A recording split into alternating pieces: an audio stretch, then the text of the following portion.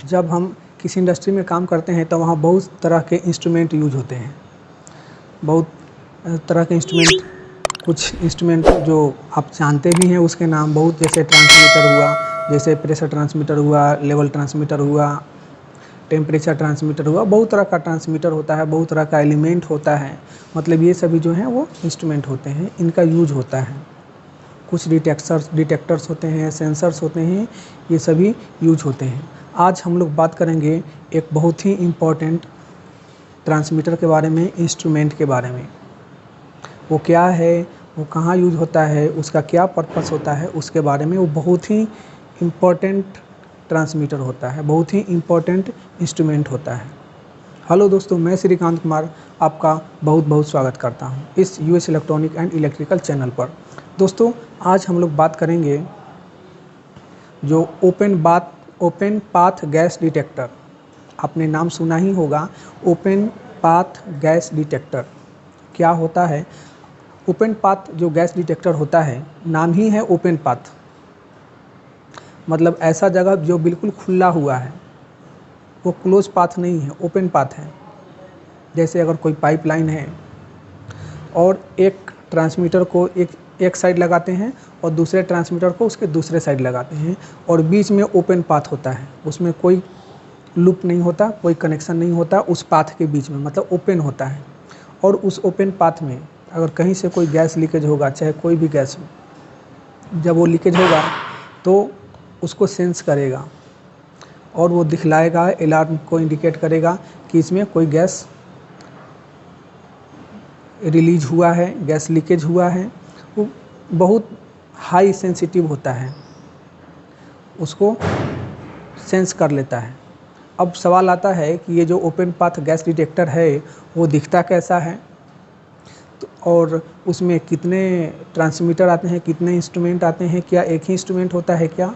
दोस्तों, जो open path gas detector होता है उसमें दो इंस्ट्रूमेंट आते हैं। एक होता है ट्रांसमीटर और दूसरा होता है रिसीवर, और दोनों बिल्कुल आमने सामने लगे होते हैं। एक साइड में ट्रांसमीटर लगेगा, दूसरे साइड में उसका रिसीवर होता है। ट्रांसमीटर और रिसीवर, जब ट्रांसमीटर ट्रांसमिट करेगा और रिसीवर उस सिग्नल को रिसीव करेगा, उस बीच में अगर कोई भी इंटरफेरेंस होता है तो उसको वो सेंस कर लेगा। उसका जो रिसीवर है उसको सेंस करेगा कि इस इंटरफेरेंस के कारण इसमें गैस लीकेज हुआ है। अब वो मल्टीपर्पज़ के लिए है, मल्टी गैस डिटेक्टर जैसा है। मतलब केवल उसका सेंसर चेंज करेंगे तो उसमें बहुत तरह का वो गैस को डिटेक्ट करेगा। स्पेसिफिक भी यूज कर सकते हैं कि किसी केवल इसी गैस के लिए, जैसे कोई हाइड्रोकार्बन गैस है उसके लिए यूज कर सकते हैं, या और भी बहुत तरह के गैस है उसके लिए केवल उसका सेंसर चेंज करेंगे वो सब काम करेगा। ऐसे भी उसमें मल्टी सेंसर आता है, मतलब मल्टी यूज के लिए आता है, मल्टीपर्पज़ के लिए आता है। तो चलिए हम लोग देखते हैं ये जो दो ट्रांसमीटर हैं, वो जो पहला है वो जो ट्रांसमीटर होता है, मतलब कि ओपन पाथ गैस डिटेक्टर का जो ट्रांसमीटर होता है उसको DGXT बोला जाता है, और एक जो रिसीवर होता है उसको DGXR बोला जाता है। तो अभी पहले हम लोग DGXT को देखते हैं। चलिए आइए देखते हैं।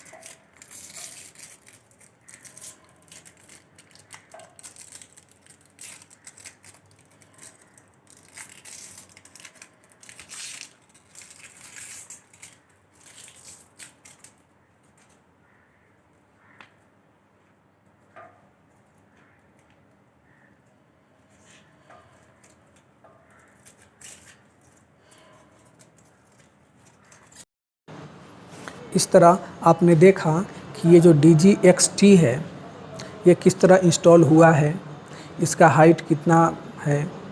तो नॉर्मली जो हाइट है किसी भी इंस्ट्रूमेंट का जो हाइट होता है उसको इंस्टॉल करने का 1.5 मीटर होता है, लेकिन स्पेस के हिसाब से, जगह के हिसाब से थोड़ा कम या ज़्यादा किया जाता है, उसको कम ज़्यादा कर सकते हैं। उसके बाद ये जो DGX-T है, मतलब कि ये जो ट्रांसमीटर है ये लाइट को, इंफ्रारेड लाइट को या सिग्नल को, ये या रेडिएशन को, ये सिग्नल जो है उसको ये ट्रांसमिट करेगा और जो रिसीवर है उसको रिसीव करता है। और इसे ओपन पाथ गैस डिटेक्टर बोला जाता है, क्योंकि ये जहाँ कहीं भी लगाया जाता है वो दिखने में कहीं क्लोज नहीं होता है, बिल्कुल ओपन होता है, खुला जगह होता है। एक ट्रांसमिट करता है, दूसरा रिसीव करता है, इसीलिए इसका नाम ओपन पाथ गैस डिटेक्टर कहा जाता है। इसे DGX-T और DGX-R भी बोला जाता है। तो अभी आपने देखा DGX-T के बारे में।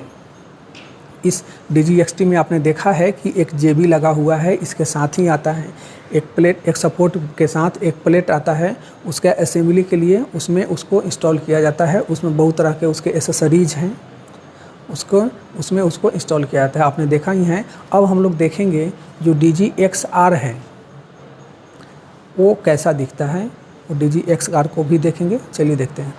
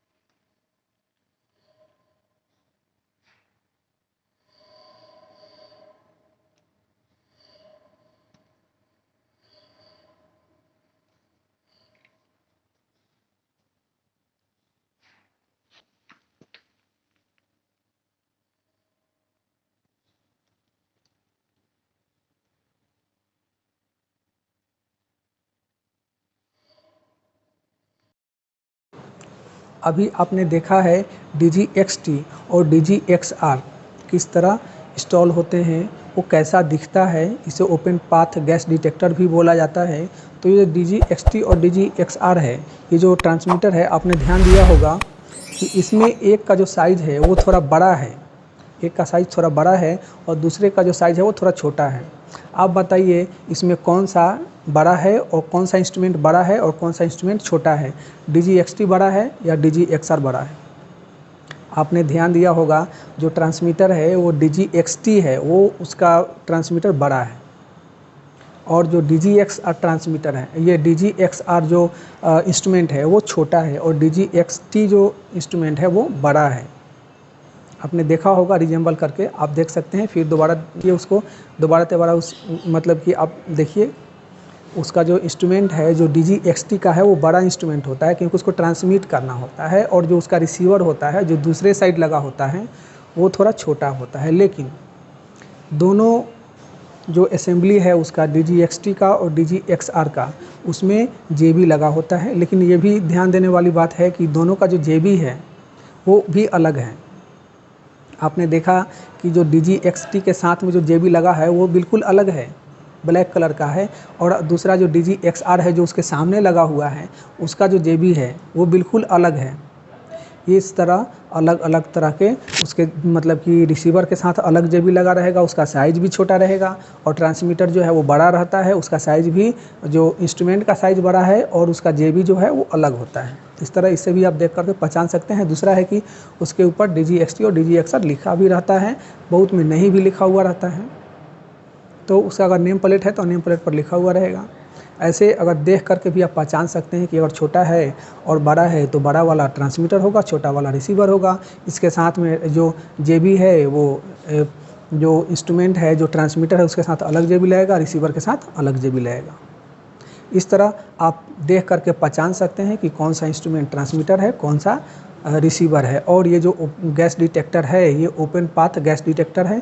अब जो एक थोड़ा सा आपके मन में सवाल आता होगा कि जो गैस डिटेक्टर है ये जब ओपन पाथ है तो क्या ये कभी बारिश वगैरह हो जाए तो उसमें काम करेगा? क्योंकि ये तो बिल्कुल ओपन है, तो काम करेगा। ये जो बारिश हो या कुछ भी हो उसमें काम करता है। एक बात आप और भी सोचते होंगे कि अगर स्मोक हो जाए, मतलब जिसको कुहासा बोलते हैं, स्मोक, अगर स्मॉग होगा तो उसमें काम करेगा क्या? क्योंकि स्मॉग हो जाता है तो बहुत नज़दीक तक भी नहीं दिखता है। तो वो जो ट्रांसमीटर है और रिसीवर है उसको क्या दिखेगा कि उसके अंदर गैस लीकेज होगा? कभी भी बाई द चांस अगर गैस लीकेज होगा तो स्मॉग रहेगा, उसमें क्या वो सेंस कर पाएगा? दोस्तों 100% सेंस करेगा, क्योंकि ये सभी इसके ह्यूमन हैं। मतलब कि इसमें ऐसा जिस तरह आदमी में इम्यूनिटी होता है उस तरह ये सब इसमें भी इम्यूनिटी है कि इसका कुछ असर नहीं होगा, केवल वो गैस को ही डिटेक्ट करेगा और 100% हाई एक्यूरेसी में डिटेक्ट करता है। इसके कुछ रेंज होते हैं। इसका जो मेन चीज़ है उसका अलाइनमेंट होता है कि ट्रांसमीटर और रिसीवर बिल्कुल सामने होना चाहिए, आउट नहीं होना चाहिए, ऊपर नहीं होना चाहिए। इसलिए इसको टेलीस्कोप से देख करके बिल्कुल अच्छे से अलाइनमेंट किया जाता है। अगर थोड़ा अलाइनमेंट सही नहीं होगा तो अच्छे से काम नहीं करेगा। तो ये जो कन्फ्यूजन है कि ये अगर कुहासा रहेगा, बारिश होता रहेगा, अगर सनलाइट है तो उसमें काम करेगा क्या? सभी में काम करेगा। ये वेदर प्रूफ एक तरह से होता है, चाहे बारिश हो या सनलाइट हो या स्मॉग हो, मतलब कि कुहासा हो, इसको कोई फ़र्क नहीं पड़ता और ये 100% अच्छे से वर्क करता है। इस तरह आपने इस बहुत ही इम्पोर्टेंट और बहुत ही अच्छे ट्रांसमीटर के बारे में, बहुत ही ज़रूरी ट्रांसमीटर के बारे में आपने जाना और इसको पहचानना भी सीखा कि इसमें कौन ट्रांसमीटर है, कौन रिसीवर है। अगर इसके ऊपर नेम प्लेट नहीं होगा, टैग नहीं लिखा होगा, फिर भी आप देख करके पहचान सकते हैं कौन ट्रांसमीटर है, कौन रिसीवर है। ऐसा नहीं है कि अगर दूसरे किसी मॉडल में आएगा तो इसका ट्रांसमीटर बड़ा हो जाएगा, रिसीवर छोटा, ये सब कुछ जो सेम है सभी जगह होता है। इस तरह अलग से देखकर पहचान भी सकते हैं कि ये ट्रांसमीटर है और ये रिसीवर है। जो भी दोनों का अलग अलग होता है। आपका बहुत बहुत धन्यवाद।